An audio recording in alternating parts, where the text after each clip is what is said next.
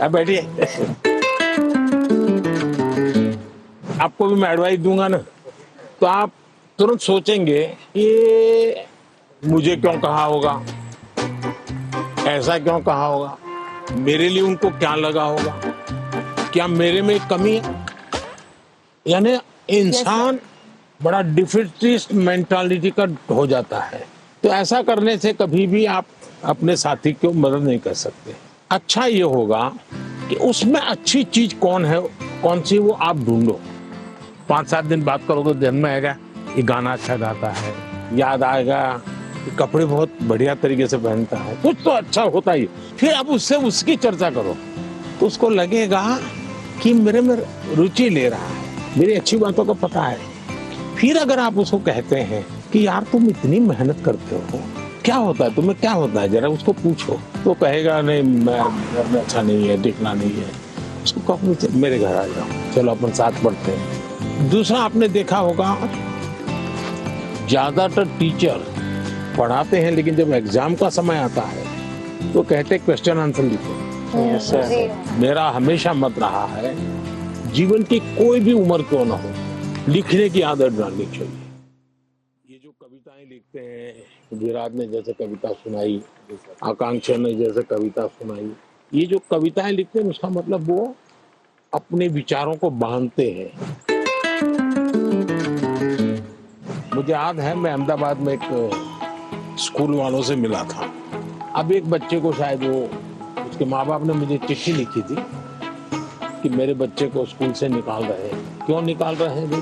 तो बोले वो ध्यान नहीं देता है। मजा ये हुआ कि उस स्कूल में बाद में टिंकरिंग लैब शुरू हुआ, तो सबके लिए आश्चर्य था कि वो बच्चा ज्यादा समय टिंकरिंग लैब में टाइम लगाता। और रोबोट की एक कंपटीशन हुई, वो स्कूल वाले रोबोट में नंबर 1 ले आए। क्यों? बच्चे ने बनाया। यानी जो बच्चे को स्कूल से निकालने वाले थे वो रोबोट बनाने में नंबर 1 था। उसका मतलब उसके पास कोई विशेष ताकत है। टीचर का काम है कि उसकी उस ताकत को पहचाने। मैं एक प्रयोग बताता हूँ आपको। हाँ, करेंगे? हाँ, करेंगे। आज करेंगे? अपने जितने दोस्त हैं बचपन से अब तक के 25-30 पर याद करो। फिर कोशिश करो उनका पूरा नाम लिख सकते हो क्या, उनका, उनके पिताजी का, तो जिसमें 10 हो जाएंगे। फिर लिखो उनके पिताजी, माताजी, परिवार के सबका नाम आता है तो हो सकता है संख्या कम हो जाएगी। इसका मतलब ये हुआ कि जिसको आप अपना अच्छा दोस्त मानते हो कि उसके विषय में आपको कोई जानकारी नहीं, कुछ जानकारी नहीं, ऐसे ही चल रहा है हवाबाजी। फिर एक सवाल अपने आप को पूछो, और ये सबसे इम्पोर्टेंट चीज है कि भाई ये वैभव को मैं इतने समय से 3 दिन से साथ रहा हूँ, अच्छा वैभव में गुण कौन सा है, मैं लिख सकता हूँ क्या? आप अगर ये आदत डालेगी तो आपके अंदर भी किसी भी बातों में पॉजिटिव क्या है ढूंढने की आदत बन जाएगी। अगर ये हम करते हैं तो मैं समझता हूँ आपको लाभ होगा। सर, मेरा ये प्रश्न है कि जैसे परीक्षा पास आने लगती है तो विद्यार्थियों के मन में एक दबाव होने लगता है कि जल्दी से जल्दी सब पढ़ना है, अच्छे से अच्छे पढ़ना है। तो सर इस समय में पढ़ाई पे ज़्यादा ध्यान देते हैं और सोना, खाना पीना, थोड़ा सा सर इन सब का टाइम टेबल बिगड़ जाता है। तो सर आप इतने अच्छे से अपना डे प्रोडक्टिव मैनेज कर लेते हैं, तो सर ऐसे में आप विद्यार्थियों को क्या सलाह देंगे कि किस तरीके से वो अपने पूरा दिन और पढ़ाई को अच्छे से कर सकें? पहली बात तो हर एक के पास 24 घंटे हैं। यस ये तो पता है। Yes sir. कुछ लोग 24 घंटे में बहुत अच्छा काम कर रहे हैं, कुछ लोग 24 घंटे में दिन खपाने के बाद भी लगता है कुछ हुआ ही नहीं। Yes sir. सबसे बड़ी बात है उनका कोई मैनेजमेंट नहीं होता है। जी सर। उनको कोई समझ नहीं होती जी। ऐसे ही कोई दोस्त आया तो गप्पे मारने लग गए, यस सर। फोन आया तो चिपके बात हुए है। हैं। उसको पता ही नहीं है कि मेरे समय का मैं उपयोग क्या करूं। जी। सबसे पहले हमने अपने समय के विषय में सोचना चाहिए। मैं अपने समय का ज्यादा से ज्यादा उपयोग कैसे करूं, इस पर बहुत सतर्क रहता हूँ। मैं बर्बाद नहीं होने देता हूँ मेरा काम। इसका मतलब ये नहीं मैं एक एक बाद एक पूंछ लगी हुई काम की। टाइम मैनेजमेंट के समय में कागज पे लिख करके तय करना और फिर देखना चाहिए कि भाई मैंने तय किया मैं कल 3 काम तो पक्के करूंगा, 3 काम हो सकेंगे तो करूंगा। अब फिर दूसरे दिन मार कीजिए, मैंने किए कि नहीं। क्या होता है, हमें जो प्रिय सब्जेक्ट होता है हम तुरंत उसी में टाइम लगा देते हैं, जी सर। और जो सब्जेक्ट हमें बिल्कुल पसंद नहीं है उसको हाथ तक नहीं लगाते। सही बात है। सबसे पहले उसको रिवर्स कर देना चाहिए, जी सर। चैलेंज करना चाहिए। ये समझता क्या है, ये ज्योग्राफी को दिमाग में क्या भरा है, ये ज्योग्राफी मेरे शरण क्यों नहीं आ रही है, मैं ज्योग्राफी को पराजित करके रहूं। ऐसा मन में एक दृढ़ संकल्प लेना चाहिए। मैथमेटिक, अरे तू समझता क्या है, आजा आजा मेरे साथ मुकाबला कर ले, अब लड़ाई शुरू करे।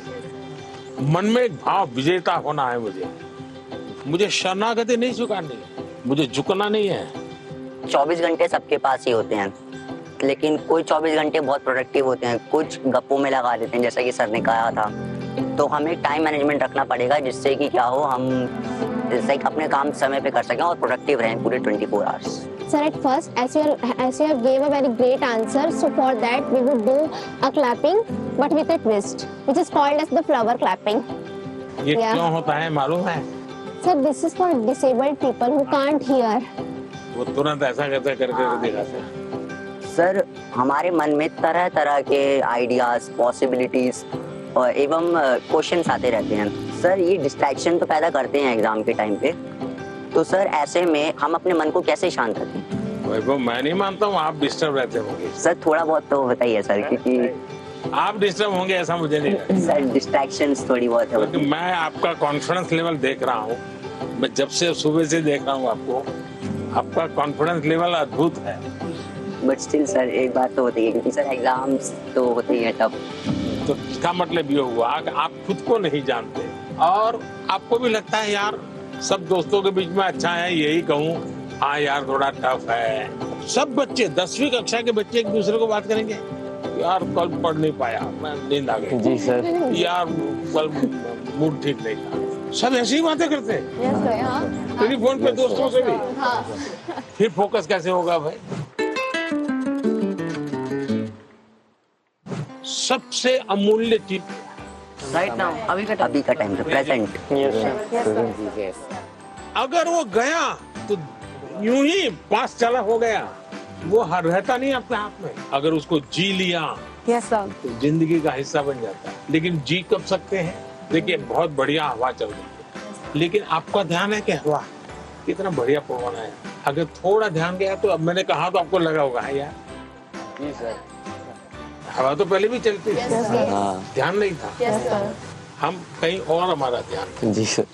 सर, मेरा आपसे यह प्रश्न है कि आजकल के युवाओं, स्टूडेंट्स लाइक अस सर, पढ़ते पढ़ते हम लोग डिप्रेशन और एंजाइटी में चले जाते हैं सर।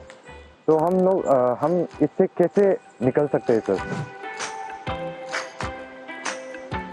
ये मुसीबत शुरू कहाँ से होती है? धीरे धीरे आपने देखा होगा, घर में कोई बात करता था अच्छा नहीं लगता। पहले अपने छोटे भाई से बहुत गप्पे मारते थे, Yes, sir. जी सर। लगता है ये सर खा रहा है, Yes, sir. जाओ तुम जाओ। पहले दौड़ करके स्कूल से आते थे, स्कूल में जो हुआ सब मम्मा को बता देते थे, Yes, sir. और मम्मा को नहीं बताते। मन क्या, चल छोड़, आ गए, किताब थोड़ी देर लिया, छोड़ दिया। ये बिहेवियर आपको देखा होगा, धीरे धीरे अपने आप को कट करता जाता है, सिकुड़ता जाता Yes, है, sir. और धीरे धीरे फिर वो डिप्रेशन में चला जाता है। आपको कोशिश करनी चाहिए, आपके मन के अंदर जो दुविधाएं हैं, बिना संकोच खुल करके किसी को कहना चाहिए। अगर नहीं कहेंगे, मन में भर करके रखोगे, तो धीरे धीरे बड़ा विस्फोट हो जाएगा। पहले हमारे समाज व्यवस्था में बहुत अच्छा फायदा था। हमारा परिवार ही अपने आप में एक यूनिवर्सिटी होता था। कभी कुछ बात दादा से खुल करके कर लेते थे, कभी दादी से कर लेते थे, कभी नाना से, कभी नानी से, कभी बड़े भाई से, कभी भाभी से। यानी कुछ न कुछ आपको मिल जाता था। जैसे कुकर का विसल बजती है ना, Yes, sir. कुकर फटता नहीं है, Yes, sir.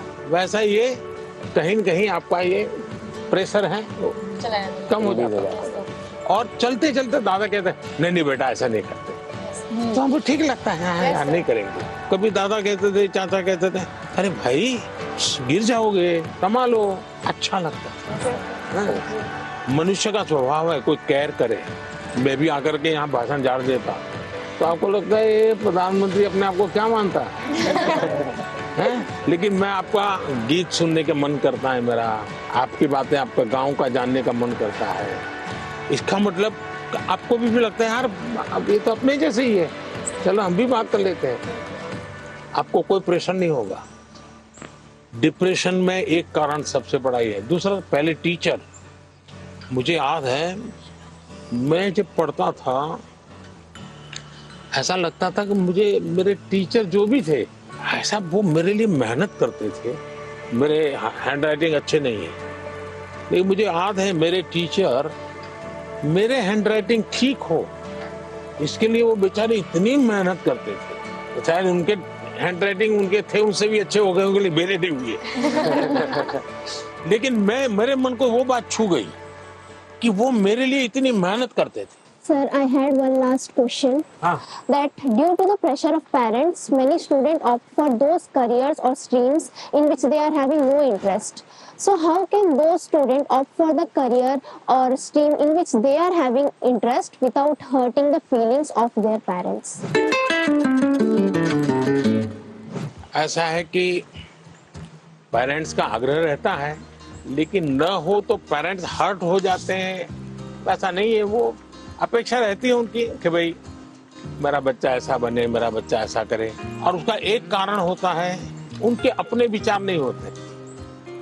औरों के बच्चों को देखते हैं ना तो उनको खुद का ईगो हर्ट होता है कि ये उसकी मौसी का लड़का तो इतना कर लिया, ये मेरा नहीं कर रहा है। तो उनका जो सोशल स्टेटस है वो उनके लिए रुकावट बन जाता है। तो मेरी तो माता पिता को एडवाइस है कि कृपा करके आपके बच्चे को आप मॉडल के रूप में हर जगह पे खड़ा मत कर दो। आप अपने बच्चे को प्यार करो, उसकी शक्तियां हैं उसको स्वीकार करो।